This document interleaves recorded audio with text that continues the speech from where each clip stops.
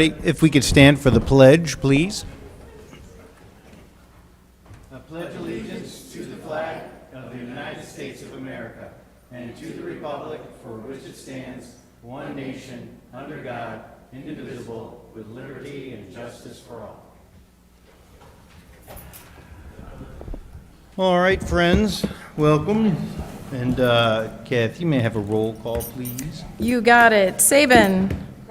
Bartleson. Here. Deskin. Here. Bergbauer. Here. Galogly. Here. McDonald. Here. And Pugh. Here. We have a quorum. All right. Police Captain Bill Carroll is here to open us up.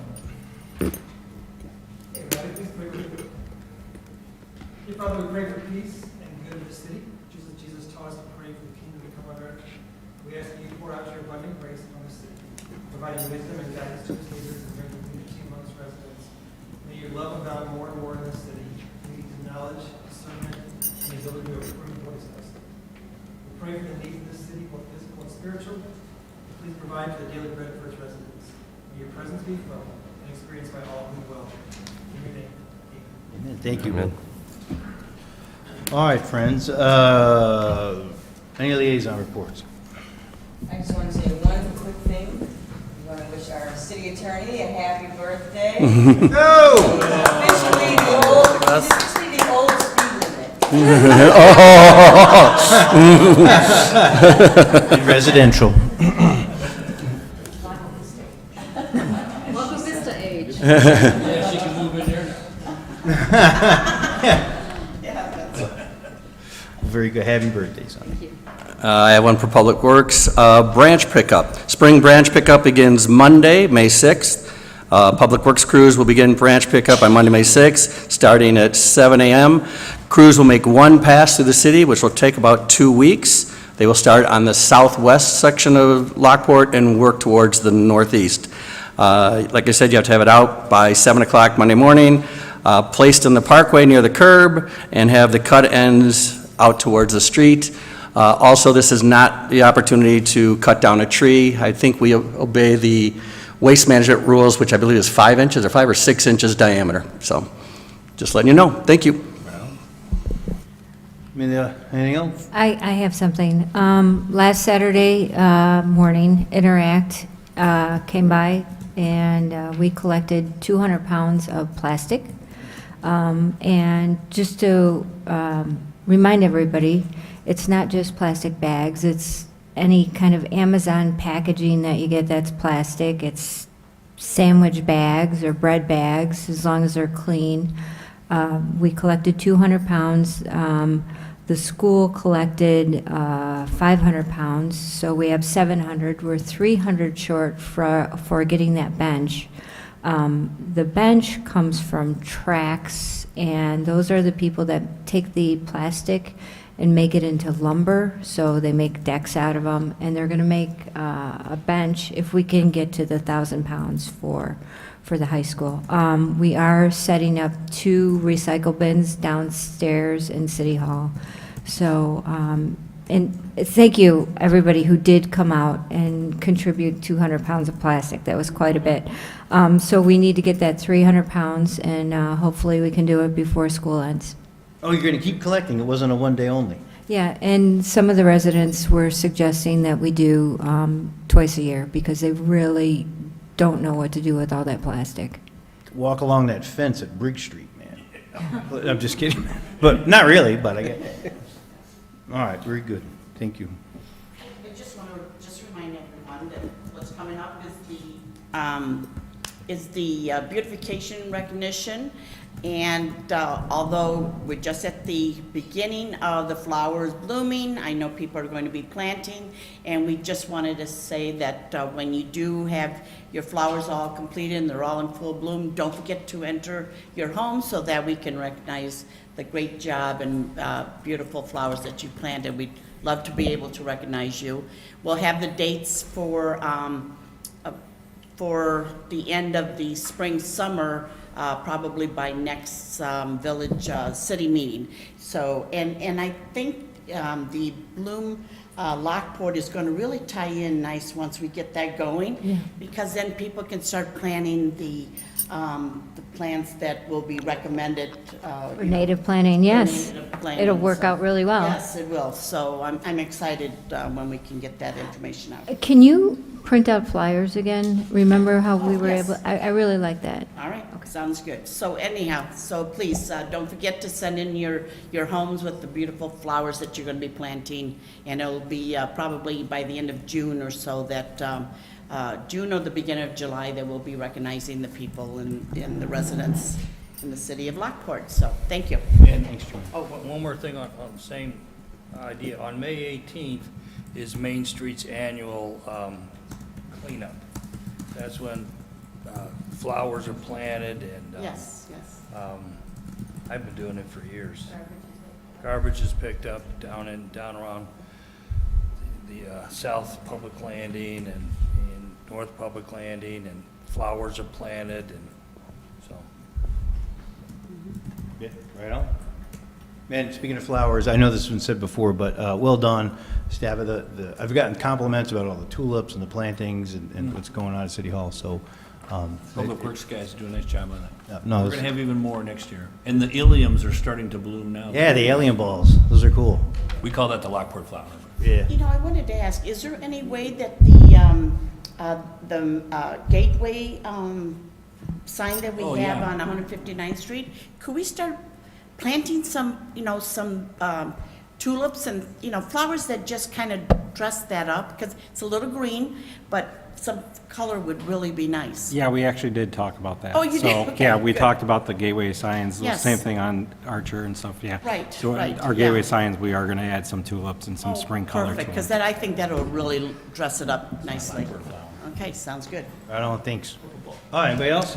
I just got one thing. As the weather warms up and families start getting back out, walking around on the sidewalks, just a reminder not to block the sidewalks with your cars, at least while people are out and about. I know that it's difficult with a ban on parking on the street overnight.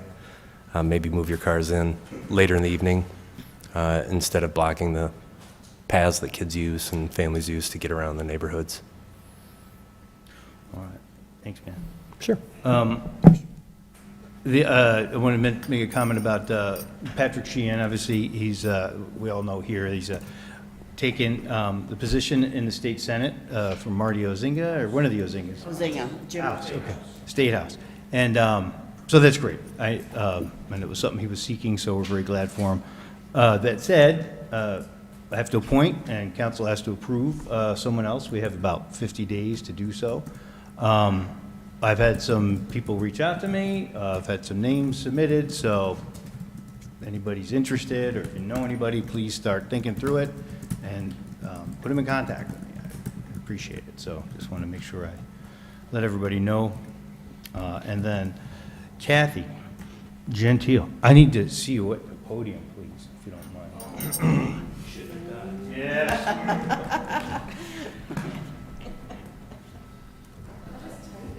I know you are. You're gonna have to remember everything that happened here and type it over there, right? And the clerk job is, I think, sometimes not appreciated because he sits there quietly. And I know sometimes steam is coming out of your ears because I know there's things you want to say. But it's, we really appreciate all that you do. And it happens to be Municipal Clerk Week. And so we just wanted to say thank you and recognize you for all of you.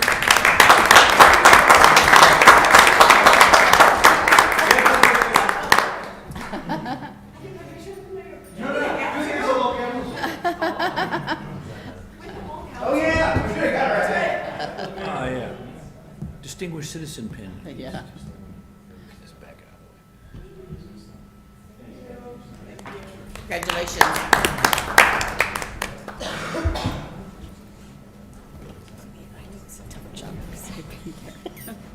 All right, friends, so we'll move on. Looking for a motion to have a consent agenda. Second. I heard Joanne and Renee. All right, all in favor? Aye. All right, so we're looking for a motion to approve regular city council meeting minutes from April 17th, committee of the whole meeting minutes from April 17th, our payment agreement with Maple Creek HOA. There's the appointment of Jack Miller to the police commission to take up Pete's space for now, for the year. There's the appointment then of Tina Bayless to the full 3-year term. Appointment of Kyle Quinn to H&A from, as be our representative from the city of Lockport. Our bills through April 23rd and our payroll period ending April 14th. So looking for that motion. So moved. Second. All right, so we got Jonathan and Pat. All right, can I have a roll call, please? You got it. Saban. Yes. Bartleson. Yes. Deskin. Yes. Bergbauer. Yes. Galogly. Yes. McDonald. Yes. And Pugh. Yes. We have, the motion passes. Okay, we're looking for a motion to approve Resolution 24054, AT1. Does anyone want to explain? It's pretty self-explanatory. This is in the matter of a grievance appeal filed by Officer Nesbitt, grievance number 2402. Councilmember Pugh met with the grievant along with the other parties to see if any settlement could be reached. It was not, and the report and recommendation is included in the resolution, and if there's any questions, I would be more than happy to answer them. All right, any questions? All right, then we'll do a roll call, please. Oh, I think I Need a need to do a motion. motion to approve. I'll make the motion. All right, Aaron. Any seconds? Second. Christina? Okay. Motion to approve. Okay, Saban. Yes. Bartleson. Yes. Deskin. Yes. Bergbauer. Yes. Galogly. Yes. McDonald. Yes. And Pugh. Yes. Motion passes. All right, and then I was looking for a motion to do a 6-month moratorium on tobacco licenses. That we're looking for approval for Resolution 24057. I'll make that motion. Darren and Renee. Any questions on that? Talk a little bit about it, so, yes. Does this prevent anybody who's currently selling tobacco in a store that doesn't have a tobacco license from continuing to do so until the end of the moratorium? If somebody's selling, you're saying somebody selling tobacco Products, without a right. license, they shouldn't be selling it anyway. So if they're selling it, they're required to have a license in the city? Yes, even if you're like that percentage. Yeah. So it doesn't matter if you're selling just a pack of cigarettes, you're supposed to have a Okay. tobacco license, so. So yeah, so this will give us some time to kind of look at some of the changes in the way the world's worked and new products and stuff Sure. like that and our own percentages. All right, so looking for a roll call, please? You got it. Saban. Yes. Bartleson. Yes. Deskin. Yes. Bergbauer. Yes. Galogly. Yes. McDonald. Yes. And Pugh. Yes. Motion passes. All right, and then I have some new business. I do have a card here from Zachary. Zach, come on up and talk to us, please.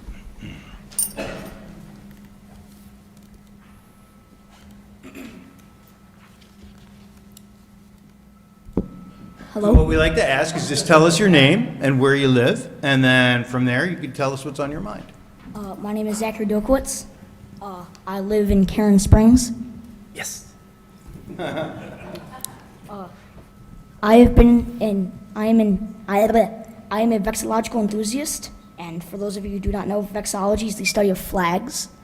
For as long as I can remember, I have been studying the flags of the world, and I would like to propose a flag for my hometown of Lockport. Sure. So you had a Awesome. design, right, that you wanted to share? Okay. Would you like to, why don't you hold it up, explain it to us, and then what we'll do is, we'll take it, we'll make copies for all of our council members, and we can talk a little bit about it. So tell us about the flag and what it means. That's the flag, and then the proposal for the flag is a tricolor flag.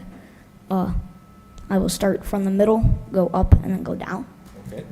The middle blue stripe stands for the I&M Canal, as it was an integral part of Lockport's history and its culture. The top blue stripe represents the open sky over the native prairies of Illinois and symbolizes the opportunities that we have as Lockport for the future. And the bottom green stripe represents the open prairies of native Illinois and the land that the modern city sits upon today. Okay. I like the symbology. Thank you. It's very good. I like the thought. Currently, we always just have a flag with our city logo on it, but I think it's a very interesting proposal, Zach, and I appreciate you coming to council with it. So Darren kind of was a little bit of a sponsor for you there. So why don't you give it to Darren, and then we'll make sure we make copies, and then we can pass it around to council members. And then we can have that discussion at our, we'll put it on the agenda to have a talk about it. Does that work? Nice job. Well done, son. Thanks.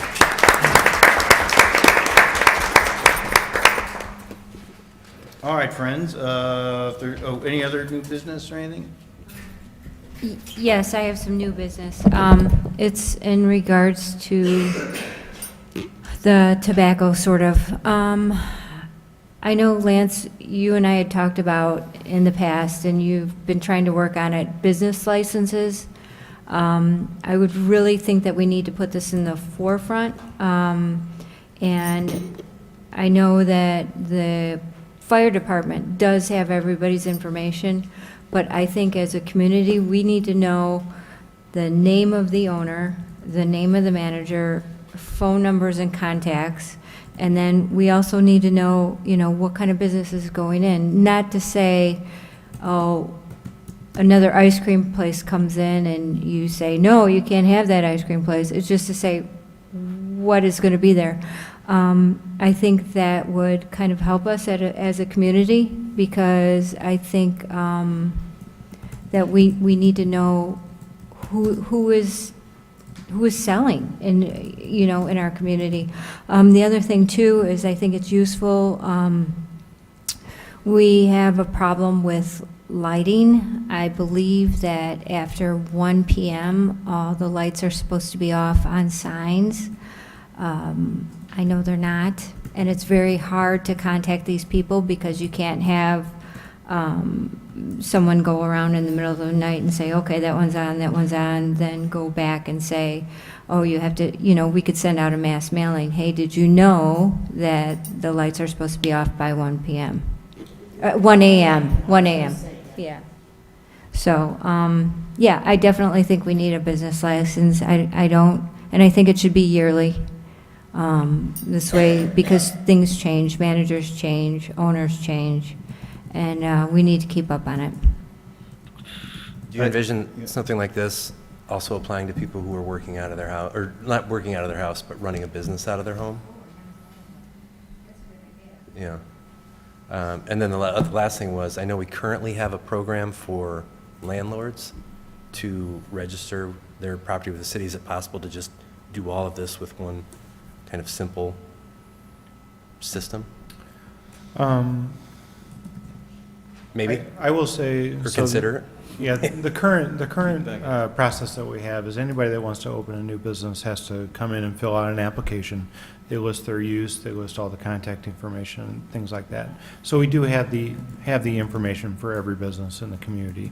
Now, to your point, it's not updated annually, and that is where it becomes a management issue. Meaning, I have to have somebody who can manage all of those. So, if you are in my office and you meet Christine is 100% dedicated to the rental program. Okay. Because we are constantly putting out invoices, we are taking registrations, we're checking on foreclosures, so it is definitely a staffing component of that. So if that is something that you have an interest in, I could not accommodate an active business registry with annual updates and constantly updating all of that without additional staffing. So, we do currently have all the contact information. It's not updated annually, and we don't close it out if a business goes out of business. We simply always have it in our system.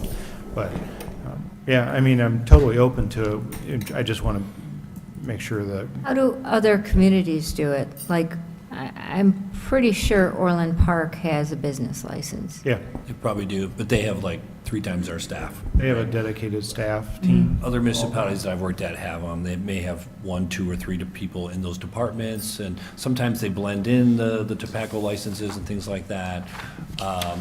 It was something we considered once, I don't remember how long ago it was, but we talked about the clerk's office trying to do it. Everybody has a lot of other responsibilities, so it's not that maybe we could work on the list that we have and have some of our clerk staff in their downtime update the list so we have a current list, and then in the meantime we can talk about whether we want to budget for something in the future to do more with it. We can research other duties that role could do and try to justify it. But we do have a list, but I would agree, between that and like HOA lists and just allocating time to have people keep up on it, and we can certainly make an effort with other staff to get those updated, but it might be a lot to stay on it all the time. I'm sorry, I have a question. For people that have a business out of their home, if they're in an HOA, that has to also be approved by them to have something like that. You know, even townhome associations, you know, there is a guideline, you know, through our rules and regulations. Is there any way, because I don't know that everyone has the message that you do have to get a permit through the city. Is there any way of periodically, maybe in the water bill, send out a flyer that says, you know, should you decide, you know, to run a business, you, not only do you need to contact the city and get a permit, but also check with your HOA, or if there is one. I think pretty much every subdivision, almost in Lockport, has an HOA, unless it's, you know, a little bit, well, there are some exceptions, but, you know, a lot of the new subdivisions do have some rules and regulations, and possibly, even if they're, you know, not. Excuse me, I have a business in Lamont, and they do annually.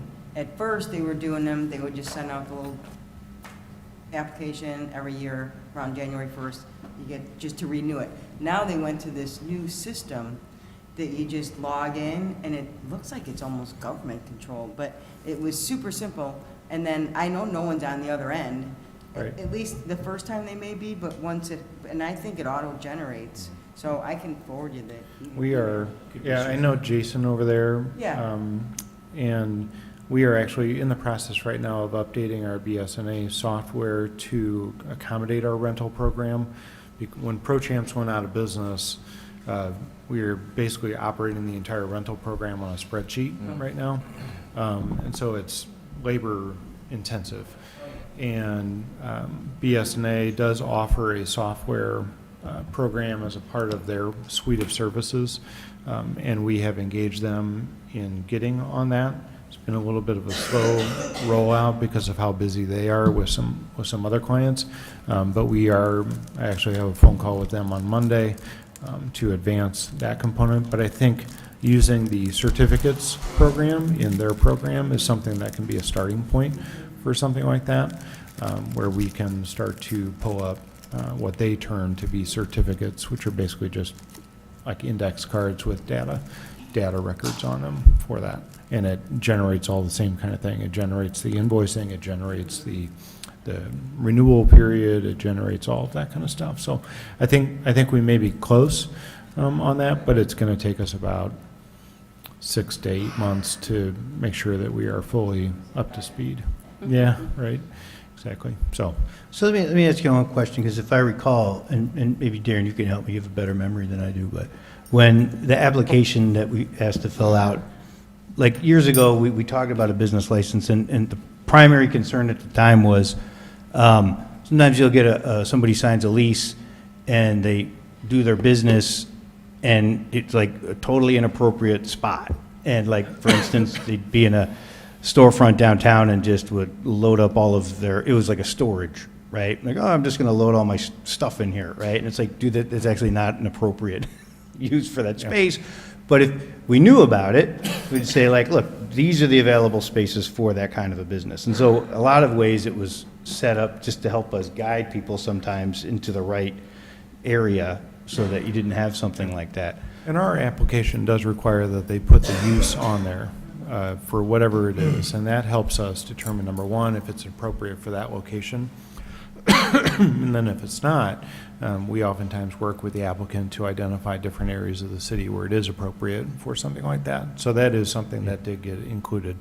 So I guess the one challenge I could think of is that for the most part, people want to open a business, they're going to end up coming to the city anyway because they need signage or something like that.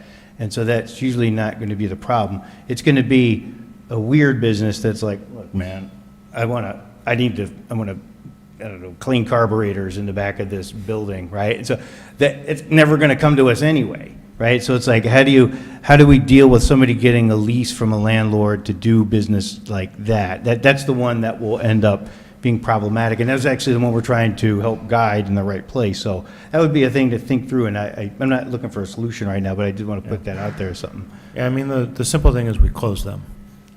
So it ends up being there, and then eventually somebody finds out, and we say, hey, what are you doing, man? It's not the right. Maybe the landlord needs to be educated on this. That's what I'm thinking. Maybe there's a message to landlords. That's- We do talk to our landlords often about, requiring that any of their tenants that they're going to rent to or whatever has to come to the city first to talk about what they're going to do and things like that, so that we can make sure that it fits with whatever district they're going in.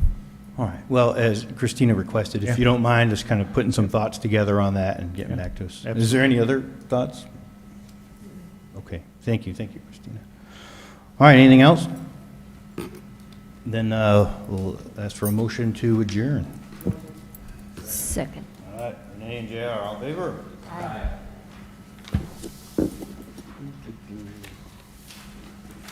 All right, Kathy, your timing. Mm-hmm.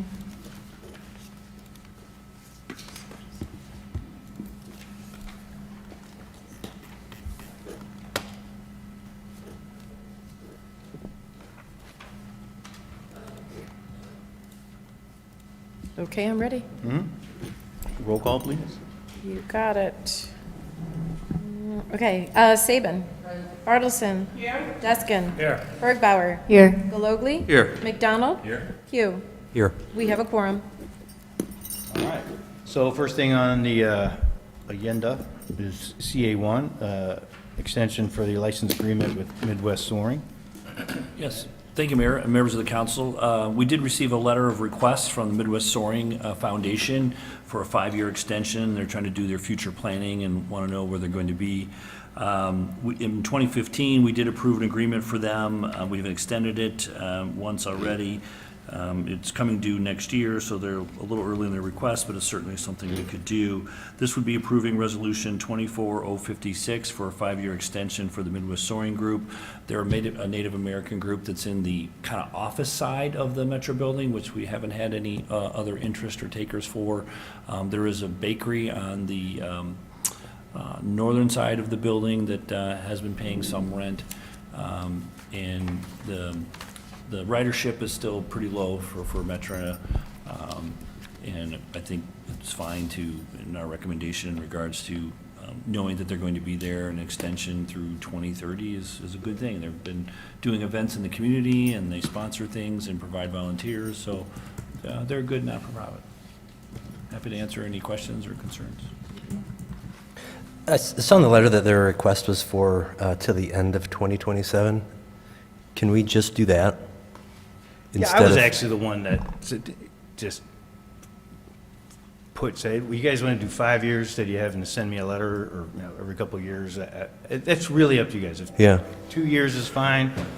I just said, why don't you just make it 5 so we don't have to bother you. But if you guys are more comfortable with 2, it really doesn't matter. They had asked for 2. I did. So Yeah, personally, I'd like to give them what they asked for instead of them feeling like they're, I mean, it's not like we're forcing them to be there until 2030, but just complying with what they've requested seems more appropriate than pushing them out to 2030. Okay. Personally. I mean, it's fine perception. Yeah. It was more like, you don't need to keep doing this and worrying every 2 years about where you're going to be, but. Well, and if there's conversation, we want to, if somebody has something isn't being there till the end of 2027, then I'd say maybe we should think about 2030, but it doesn't seem like anybody has a problem with them being there. And that if during 2027, when they approach us, we would probably say, yeah, 2030, it's fine. Be fine. So you guys want to do 2027? Is that everybody was comfortable with the original request? All right, so we'll do to 2027. Action, or I can make the, Yeah, I mean, we change can- and just do consent, or? you guys We want- can do, Ask? No, the original ask was 2 years. Yeah, they asked, we had additional conversations after we received the letter, and we were just saying, hey, the ask was for that surety that they were gonna be here in the future, so the mayor and I are the ones that came up with the 2030, after we received the letter and we spoke to them, so. but we're happy to. Do they want, I mean, if you guys had conversations and they want, Yeah, they like, would, yeah, they would. they say- were really- prefer to have very it? grateful that they didn't have to keep Yeah, asking? worrying about it, Right. so. Well, leave it 2030 then. Yeah, I say back to 2030. Yeah, why don't we just keep it at, if they've already agreed, that would be great for them, Okay. Yeah, I didn't know that. Yeah, Alright, I didn't know that, I only saw the letter that, of them requesting it. So we'll Till leave it as 2027. is and put Yep. it on consent? Sure. Okay, very good. Thank you. All right, CD1. New classifications. Thank you, Mayor. This is related to ordinance 24014. We are proposing to establish some amendments to our zoning ordinance related to a couple different sections. They pertain to the spelling correction on personal services, adding a use of senior, assisted living, adding a use applicable to our C2T community, our transitional community commercial district, and then also adding the use of dwelling above retail for vertical mixed use within the C3 highway commercial district. As is noted in the staff report, the personal services one is really just correcting a misspelling. It's called personnel services in the land use table. It should be personal services, and that's what aligns with the definition that's included in our definition section. Related to the senior assisted living, currently we identify a skilled care facility as a use classification in the permitted use table. Which is typically somebody that has care 24/7, all that kind of thing, but we don't really have anything related to assisted living, independent living, or something along those lines.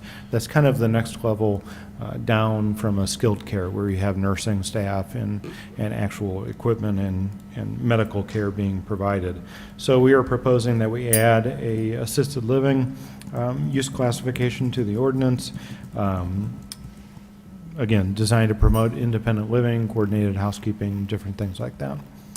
Under dwelling units, attached single family being permitted in the C2T district, we are proposing the inclusion of that use as a permitted use in the C2T table. As noted in section 156.070, the C2T Transitional Community Commercial District has the purpose to provide a broad range of commercial and residential uses serving as a transition between downtown and the surrounding neighborhoods. When contemplated during the 2020 zoning code overhaul, and as stated in the purpose, the land use table should have included dwelling units attached single family as a permitted use to complete the broad range of residential uses that was listed in the purpose. But it did not ultimately. We are proposing to modify the land use table to include that as a permitted use, which would allow for townhomes to be included in the transition uses available to a property owner between the downtown and surrounding residential neighborhoods. Without this adjustment, really the only transition would be between a multifamily, multi-story building and a single-family home, if you wanted to try and transition that.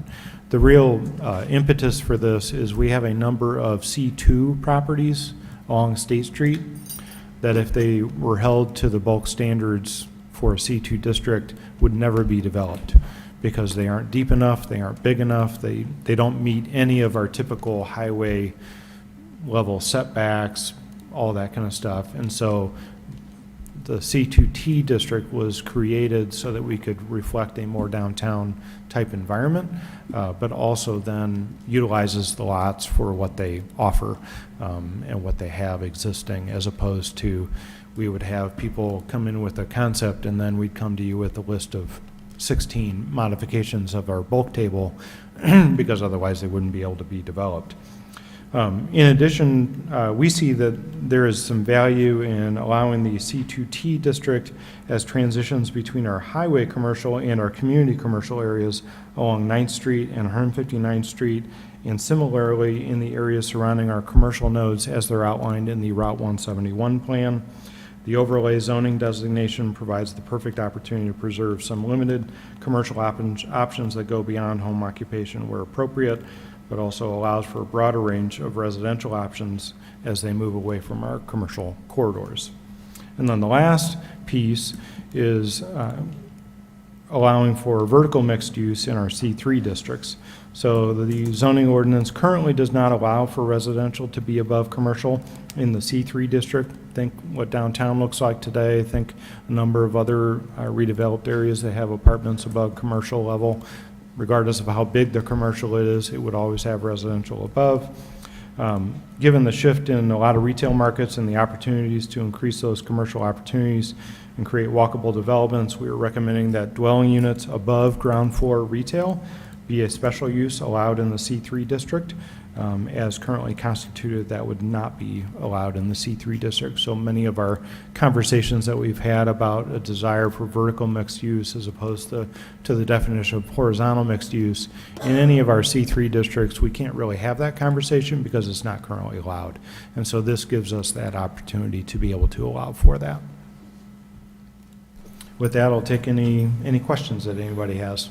Was the C3 modification due to the square having first floor retail and apartments above it? Is that That part was of the something that modification? certainly triggered the thought in our mind, but we have a number of C3 areas that, you know, the north side of 159th Street is another undeveloped area east of kind of the main entrance to Lockport Square.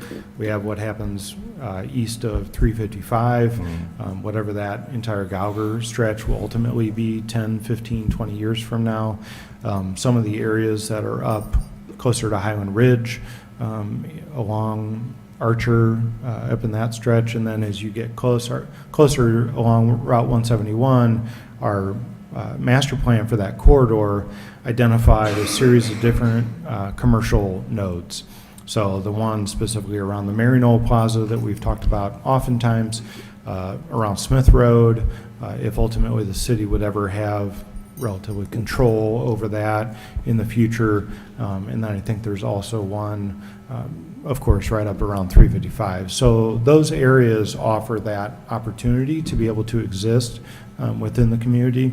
And we just wanted to be able to provide the flexibility that if somebody's got a creative idea that they want to do, that they are able to do it, and it doesn't infringe on the retail possibility.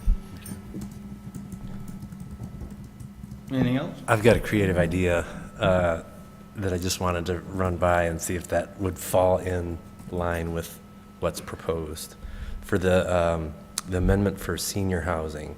Mm-hmm.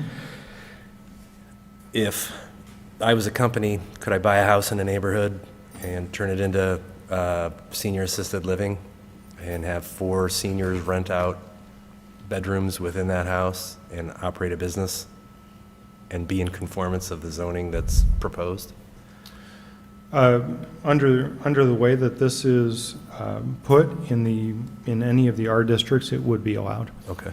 But it would be based on the number of units. So there's a piece of that too. So like our R1 district, our RO district only allow 1 unit to be there. So you couldn't build a complex of 35 Oh, no, I was saying units. taking an existing house and just convert it into, not convert it, but like just rent the bedrooms out and run a little. You can't rent bedrooms out. No. Regardless, even Okay. if you just wanted to rent it to Gotcha. your neighbor. All right. Yeah. Yeah, basically, breaking a single house up into a multi-unit is a business because you're renting it. And so that whether you're saying it's for seniors or for whoever, Yeah. that's still not something we allow. I can see where you're thinking, but, okay. Yeah. Considered residential area? Well, yes, but saying if it falls in the C2T, I don't want to speak for Jonathan, but he's saying like No, if somebody. the R, like all the R1, R2, R3 were all, those are all conforming zoning, right? For like this senior assisted living? Yeah, so keep in mind, there's 2 aspects to it. There are the number of units allowed in that district, and then the use. So in R2, you can have up to 4 units combined in single family attached. So I could have 4 senior living units combined in one area. In R3, I can have up to 8 combined attached. and it can't be a multi-story, it would just be a single level. I mean, could be 2 stories in and of the unit itself, but you could have that only up to 8. When you get to R4, that's when you start to get into a larger component. We're going to have a senior living project probably start to come through in the next month or so. That will be one of those discussions that we have here. It's not really an issue related to the zoning, but at least the dialogue about what that means. Most assisted living facilities that we see today are anywhere between 50 to 80 or so units, typically in a 3-story structure. Those could only fit in R4 districts, that kind of a use. Yeah. But if somebody wanted to provide an assisted living facility for one person with 1 unit in 1 house, they could do that in any of the districts. Okay. Thanks. Anything else? All right, thanks for a lot of thoughtfulness in it. Are we okay with a consent, or you guys want to put on action? Consent? All right, consent it is. All right, next, development code section. Development Code section, this is related to ordinance 24-013. Grading plan reviews are an important part of what we do in the building department, as well as our engineering department with our consultants. They relate to really the construction of a new home or a new apartment development. We take each individual homeowner, when they come through for their new home building permit, they submit a proposed grading plan. They submit a top-of-foundation plan, and then at the end, they submit a finished grading plan. We review that to make sure that the drainage on that lot is going to work into the overall drainage of the community, so that we make sure that it's set up for success at the beginning, and it's built for success at the end.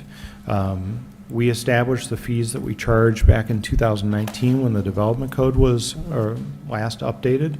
Over time, through COVID and many other things, I'm sure as all of you have seen, pricing and consultant costs have increased, and so we are looking to increase the amount for the single-family home that would include a townhome, as well as the multi-unit that would include $185 for each multi-unit in a multi-unit building, each unit in a multi-unit building.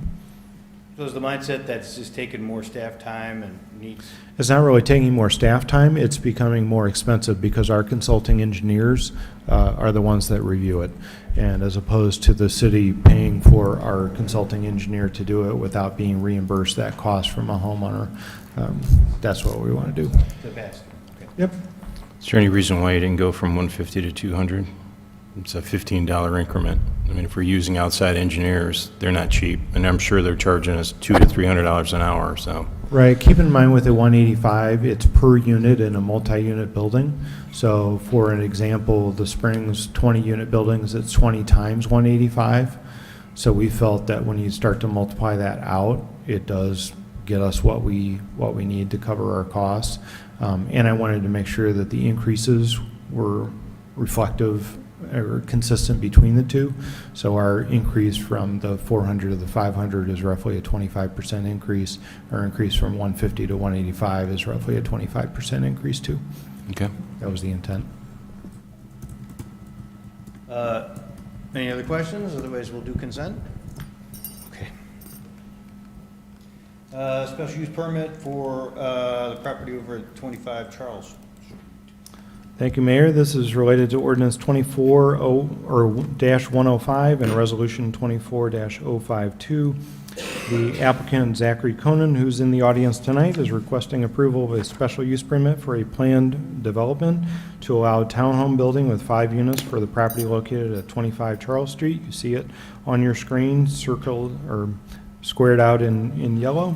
This project we consider as an infill development of a vacant parcel that has been there for a very long time, and it also includes the request for a preliminary and final development plan and subdivision plat in one step. The parcel is a vacant parcel surrounded by the existing apartment development. both to the west and south. There are townhomes to the east and duplex homes to the north. This appears to have originally been part of the apartment buildings that surround it. Why it was never developed, I don't know. But it has always been a challenge. We've had a number of people come to us to ask about it, and they can just never get the math to work. They can't ever get the site to work, and ultimately Zach was able to find a path forward, working with us to get something that would work on the site and function really well. On your screen, you'll see the site plan. There are 4 modifications requested for this. The Plan and Zoning Commission reviewed it. They have a reduction in the corner side yard setback, which is basically on the corner of Charles and Princess. The parkways in that area are extremely wide, which is why we felt comfortable reducing it. We don't ever have plans to widen Charles or Princess to a 4-lane road, and so we won't lose that parkway anytime in the future. The impervious surface coverage, we would look to increase that to 66%. That's just reflective of the size of the overall lot itself. Reducing the rear yard setback from 20 feet to 12 feet, and the interior side yard setback from 6.5 to 6 feet. The adjacent neighbors were at the Plan and Zoning Commission meeting. They did come up. The only concern that they had was making sure that the drainage coming off of the drive that is adjacent to the, what would it be, the west, which is the top on the screen, making sure that that was being managed, and we have allotted for a storm system connection along that entire west frontage. On your screen then is the a little bit clearer version of the site plan. You can see the 5 units in the hatching, angled hatching with each of the concrete drives.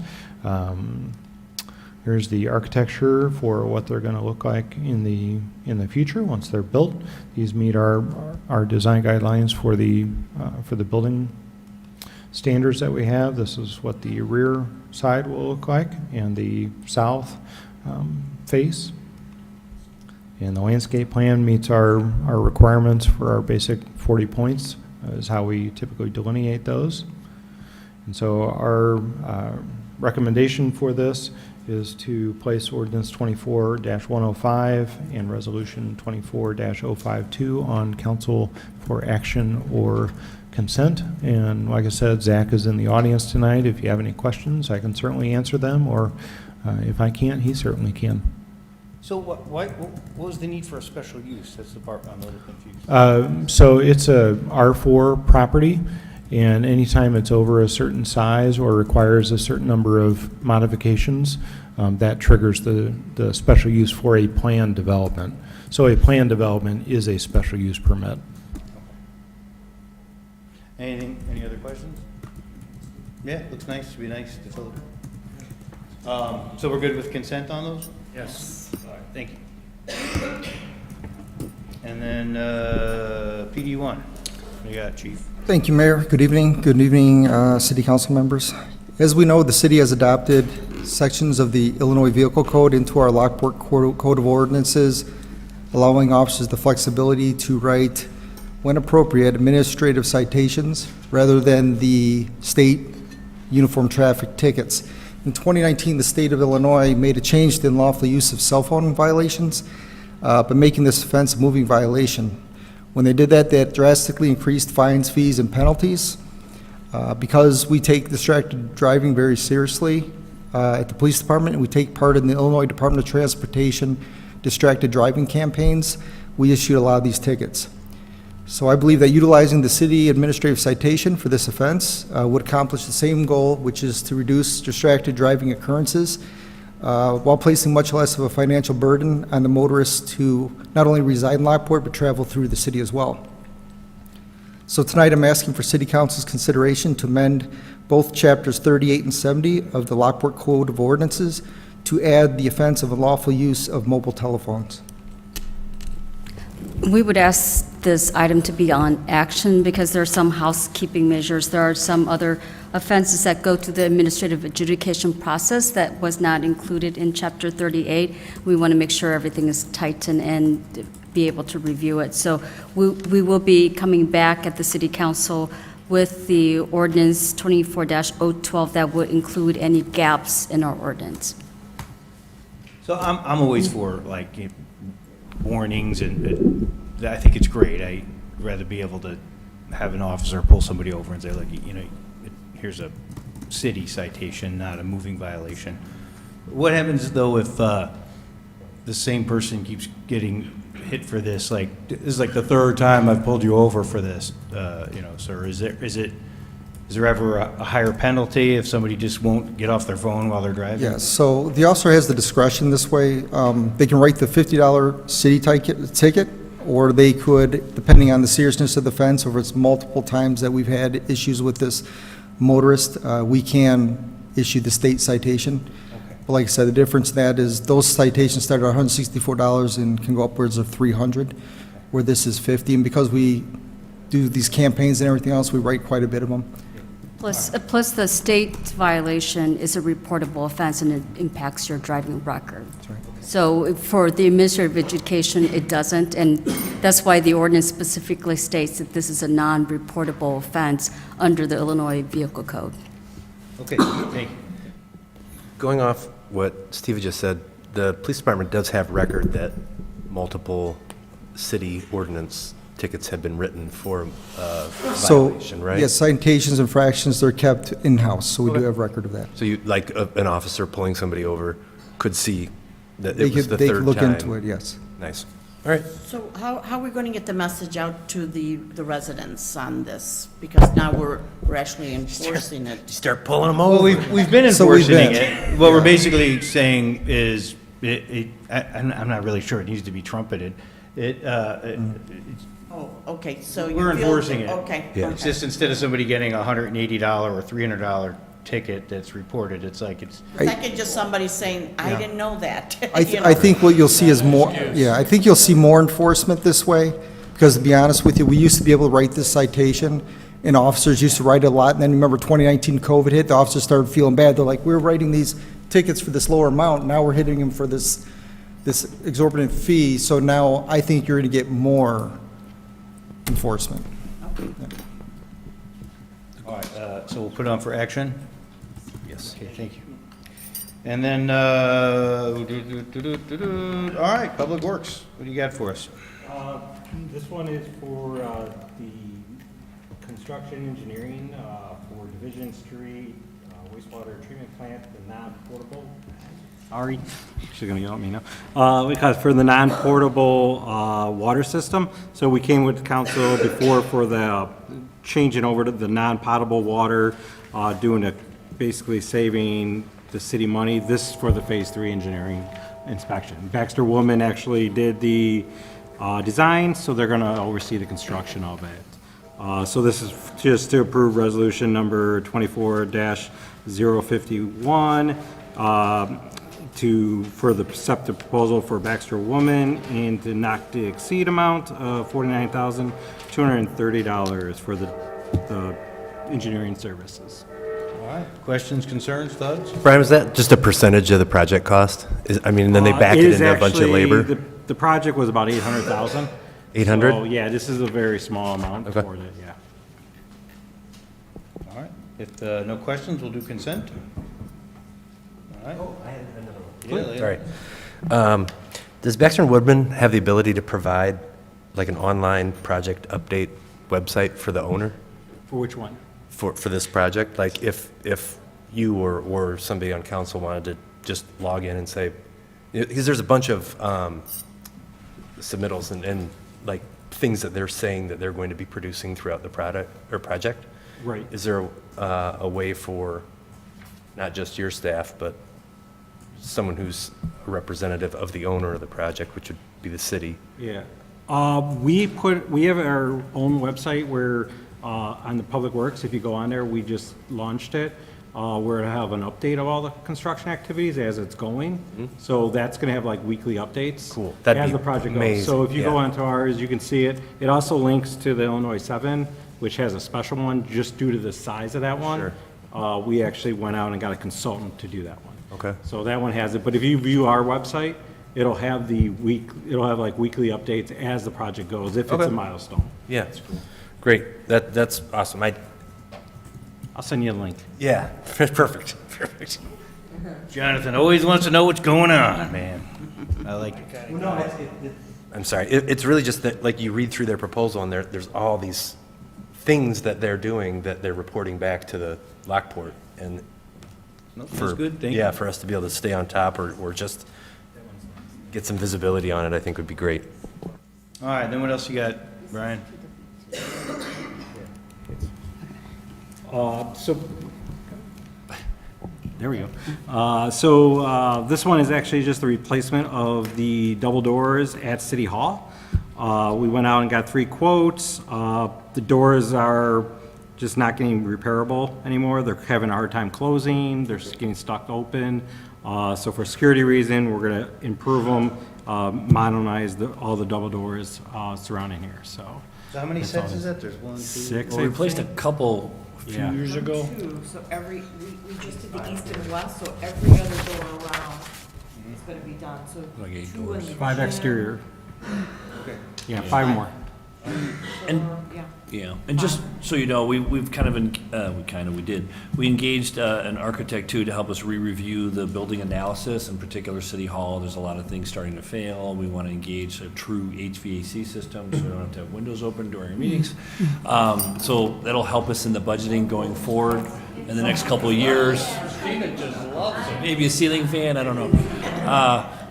But we want to have a better analysis and some recommendations for you at budget time later this fall and start doing some projects. I mean, Lisa puts money in the budget every year for this. Sometimes we're doing repeat things, and it's time to probably put some significant capital into this building at some point, so. Did H&A have to approve the doors? No. Just curious. Did they? Stick to them, yeah. Are we in discussion mode now? All right, so are we good with consent on that? I had one question. The difference between S&J and Wunderlich came in like half the cost. Are those the same type of doors? I think Yes. S&J was like 60, Yeah. 60K. It was quoted the exact same, so. Oh. I started And reading the through third it, bidder but I- just didn't even get back to us, just due to, it has to do with more of the busyness of each one. So the third person we seeked out did not even respond, just could not Okay. give us a quote, just was too Their bid busy. would have been 120. Right. Okay, just curious. Exact same product. I know S&J, that's why I was asking, okay. Do we have like a badge reader or fobs reader? So we've looked at in the past, and one of the issues is having power at each door in a historic building like this isn't cheap. It could be done, but we. Can we put that in the, like, review moving forward? We can certainly Yeah. look into it and get proposals and stuff, Yeah. yeah. Well, as we've part talked of like about it. modernizing or Yeah, this- we've talked about this it off building. and on, and do we need it or not, and, you know, we went with what we call budget grade, the keypads at all the doors. So we do have personal access, but it's That's something just we can- access. We can review again, It's yeah. not personal. Yeah. Personal if you know the number. Right. We changed the numbers on you, though. Yes, we will do that. Cool. All right, friends, then, anything else? Yeah, I have something on new business. Was that consent? This was consent, okay? Yeah, it was consent. Yep, okay. Back in 2019, the council went through probably about a 2 or 3 month discussion about cannabis and cannabis dispensaries and all the other stuff. And we voted on it, and it's chapter 121 of our municipal code. One thing we didn't know at the time was some unintended consequences of the federal government deregulating hemp. And what has happened since then is that there are now synthetic products made from the hemp plant that are similar to the regulated Delta-9 THC that we could not have foreseen back in 2019. And so, and neither could the state of Illinois. And just this past on April 10th, a bill was introduced Senate Bill 3926, the Hemp Consumer Products Act, and it's to address some of these psychoactive products that are now basically synthetic products of the hemp plant. I would like to go ahead and spend a couple of months, have the council spend a couple of months to go ahead and review some of the things. I've already talked to the chief. I'm happy to do the research, coordinate the research with the chief, and then give that research, say in a month or so, give that research to Sunny, and then she can review it, and then bring an informational type of talk, maybe in July. So where do you want to go with this? I don't know yet. If That's why we want yeah. to talk about it. I think maybe perhaps, like some of the reasoning when we asked for the tobacco moratorium was in part because it was getting really confusing. And I welcome Darren's expertise and insight on some of these things. You're very knowledgeable. So I think it's kind of all tied in my mind because, as Darren mentioned, laws have changed and new products have come out, and generally people with a tobacco license usually carry the similar products. And so I think this moratorium for tobacco is the perfect time for us to review these things. So I see them as two separate issues, because there are products out there that are non-regulated that can be sold anywhere. It doesn't have to be at tobacco shops that have psychoactive. Okay, and so I just think, so I'll work with the chief. He brought up a substance I wasn't even aware of. It's a mushroom derivative. We have something out there called kratom, which works on the opioid receptors within the body. It's basically a cheap source of a heroin type of high that is non-regulated. And so I just would like to go ahead and put something together, present it in mid-July or something, and then maybe by September, we can come up with something we can all agree with, because it may be just complete prohibition of THC products, because there's always going to be a new form of THC. So I don't know yet. The chief and I will work something out. I'd like to make sure that maybe we get a second member of the council to join those conversations. Maybe Jonathan as the police liaison would be Jonathan, good. that's fine. If Jonathan wants to And be in there I with it, think yeah. Sonny could join you, Rich. We're going to need to outnumber Darren a little bit, so I'll be in those two. Yeah. all right, everybody good with that initiative? Thank you, Darren, for bringing it up. All right, friends, if there's nothing else, looking for a motion to adjourn. Second. Joanne, JR, all in favor? Thank you.